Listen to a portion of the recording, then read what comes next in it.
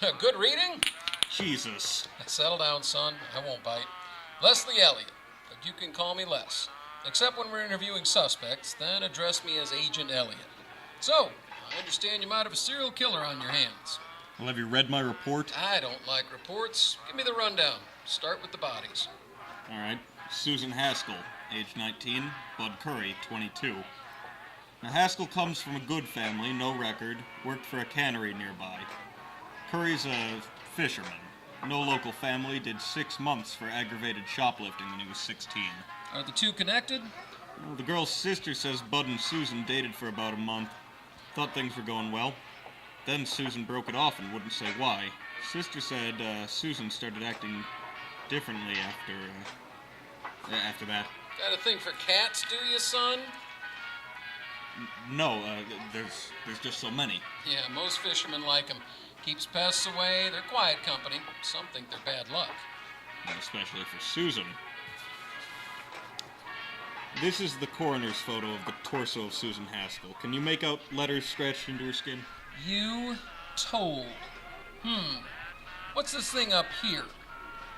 And what does this have to do with cats? Well, Fish and Wildlife identified that as a bait fish called a Manhattan. This one was 14 inches long, good size I'm told, and inserted deep enough into the victim's throat to cause suffocation. All right, now to get to the part about the cat. Well, forensics found numerous fragments of feline keratin embedded in the victim's epidermis along the edge of the wounds.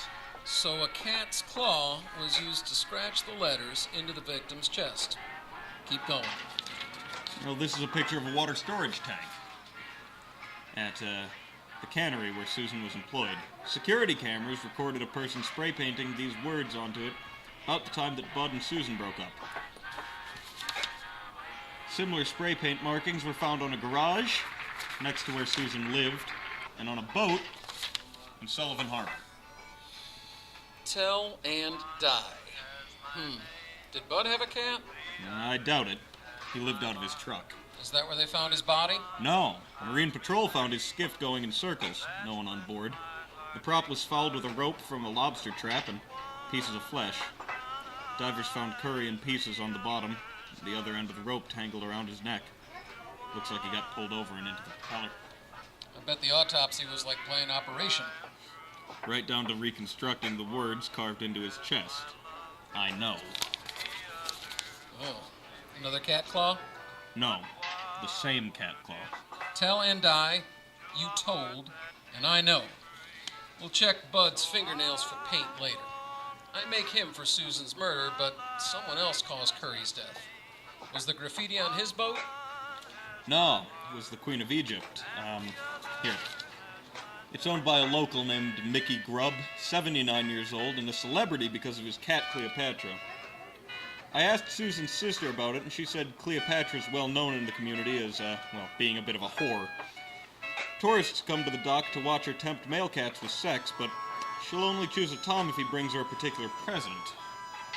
A Manhattan fish. The same kind of fish used to kill Susan Haskell, which I suppose makes Grubb a suspect. Have you gotten a sample of Cleopatra's claws yet? Nah, Grubb won't let me. The local magistrate refused to sign a warrant. Everyone loves Cleopatra. Then I guess it's time to pay a visit to Mickey Grubb.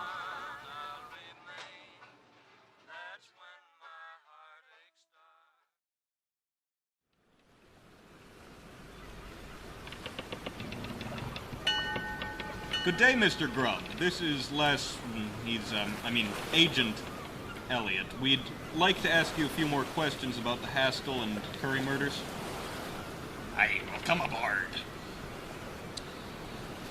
Mr. Grubb, how long have you used a wheelchair to get around? Oh, a few years back, the diabetes finally got my legs. So clearly, you didn't kill either of them. Don't write me off so soon, laddie. Legs or no legs, a real man can find the strength to do anything when certain truths become known. Truths, Mr. Grubb? Truths, like what that Curry boy done. He cheated, then tried to scare people to keep 'em quiet by painting nonsense on the boat. Mr. Grubb, have you actually seen the paint on the side of your boat for yourself? No. I need a couple of men to get me on the dock. Clea told me what it said, though. Do you mean your cat, Cleopatra? Aye, she's a fine girl. Even after all these years, she still gets around for me. Tells me what's going on in town and such. She even brought that Susan girl over so we could talk. She was right scared. And I don't blame her. Anyone who does something like that to a cat wouldn't hesitate to kill a man. Wait, you saw Bud Curry do something? I shouldn't say. Could get me in trouble only. I can't fish like I used to, so I needs an advantage. Up in Taunton Bay, there's a restriction on fishing, but if you're quiet, you can sneak right in up there in the middle of the night and catch enough to live on. Well, one night I'm up there in Egypt Bay. That's on the west side when I sees a little skiff coming. It's alright, dear. We can tell these men are here to help. So, on this skiff is that Bud Curry and the girl, Susan. Was he doing anything to Susan? Not as I noticed. But what I did see was him putting down lobster traps in me protected area. Well, I start yelling for him to clear out. Me and Cleo's fond of Egypt Bay. That's where I found her, and why I named her Cleopatra. And how long ago did you find her? Oh, must be 40 or 50 years ago now. Well, that kid starts yelling back at me. Then I turn my boat into his to give him a nudge, and he grabs a gaffin pole, swings the hook near me head. That's when Cleo here jumped onto his boat and got cut all to pieces on my account. Cut to pieces? First, he took off her leg. Said he'd do another if I didn't leave. I was screaming for him to let her go. Then he cut another off. I didn't budge. My pride was her downfall. He finally cut off her head and hooked it on the line and used her for bait, laughing like the devil he was. Well, and Susan was in hysterics by then. Curry pointed at me, then turned his boat and left. I'm sorry now. The cat on your lap. Oh, she was fine. When I got back to the dock, there she was, good as new. Just like always. You can't kill this one. She is what you'd call an Egyptian goddess. Agent Haas, I don't think we need to waste any more of Mr. Grubb's time. Mickey, Cleopatra, nice to meet you both.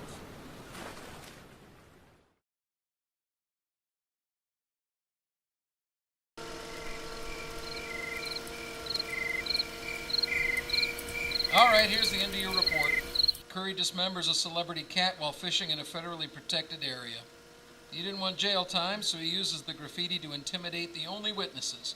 When Susan starts talking to Grubb, Curry kills her and uses a souvenir he kept from Cleopatra to carve the warning into her body. He's reckless. His death was an accident. The prop puts scratches on his chest that remind everyone of Susan's scratches, and their imaginations see the words, "I know." The claw fragments in his skin, well, those remained after Cleopatra struggled with him while she was being dismembered. This case is closed. Curry killed Haskell, and the sea killed Curry. And, what about Cleopatra's miraculous longevity and resurrection? All right, cats don't live to 40 years. The original Cleopatra spread her offspring all over the East Coast. Grubb came back to the dock, and one of her grandchildren was waiting to take her place, as I'm sure has happened many times before. This guy's a nut. We need to get social services out here to lock up the mentally unstable Mickey Grubb for the rest of his life before he tries to sink another boat while ignoring federal regulations. Agent Elliot, I think I'm going to disagree with you. Mickey Grubb is a peaceful, perfectly normal man who should be left alone. Don't you agree? Yes. Yes. I see your point and agree completely. And we will never, ever come back here to bother him again. Meow.